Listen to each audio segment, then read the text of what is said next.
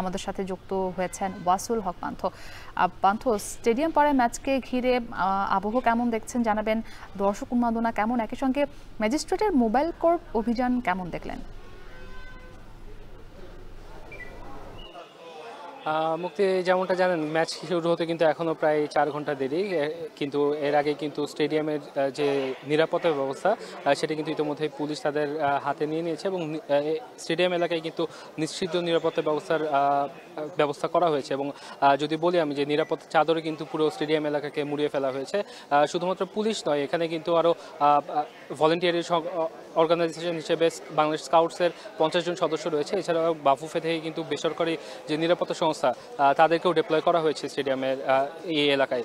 এছাড়াও এবার যে টিকিট বিপণনের ক্ষেত্রে যারা দায়িত্বে ছিলেন টিকিফাই, তাদের কিন্তু যে ভলেন্টিয়ার তারাও কিন্তু টিকিটের যে স্ক্যান করে তারা যে ভেতরে ঢোকাবেন সেখানেও কিন্তু তারা দায়িত্ব পালন করবেন।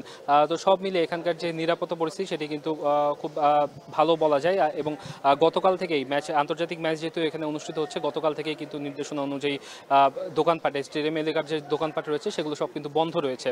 এবং মোবাইল কোর্ট আজকে সকাল থেকে মোবাইল কোর্ট একাধিকবার পরিচালনা করা হয়েছে এবং মোবাইল কোর্টের যিনি দায়িত্বে ছিলেন সিনিয়র সহকারী সচিব, তার সাথে কথা হয়েছে। তিনি জানিয়েছেন যে এখানকার যে নিরাপত্তা পরিস্থিতি সেখান থেকে তারা সন্তুষ্ট এবং মূলত তারা দোকানপাট কোনো চালু রেখেছে কিনা, কোনো দোকানপাট চালু রয়েছে কিনা বা কোনো দোকানের যে জিনিসপত্র সেগুলো স্টেডিয়ামের বাইরে রয়েছে কিনা এগুলো দেখতেই মূলত এসেছিলেন। কিন্তু তারা কিন্তু কোনো অসঙ্গতি লক্ষ্য করেনি এবং তারা জানিয়েছেন যে এখানকার যে ব্যবসায়ীরা রয়েছেন তারাও যথেষ্ট হেল্পফুল ছিলেন এবং তারা নিজ দায়িত্বে কিন্তু সব কিছু তারা নিজেদের দায়িত্বে নিয়ে নিয়েছেন।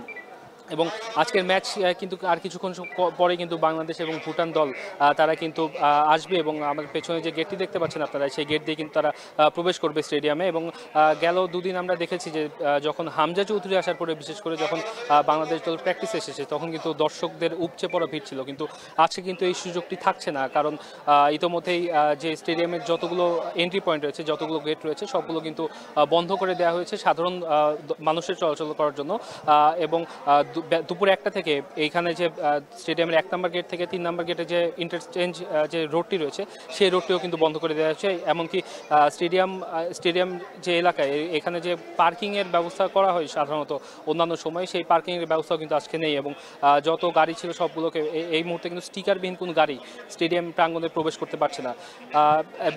বিকেল 5টার দিকে কিন্তু দর্শকদের জন্য গ্যালারিতে প্রবেশের জন্য কিন্তু গেট খোলা হবে এবং ম্যাচ কিন্তু 7টা থেকে শুরু হবে।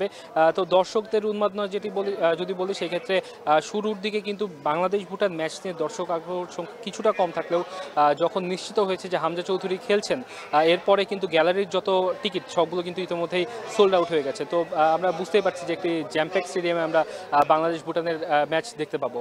সো এই মুহূর্তে আমার কাছে এই ছিল জাতীয় স্টেডিয়াম থেকে সবশেষ।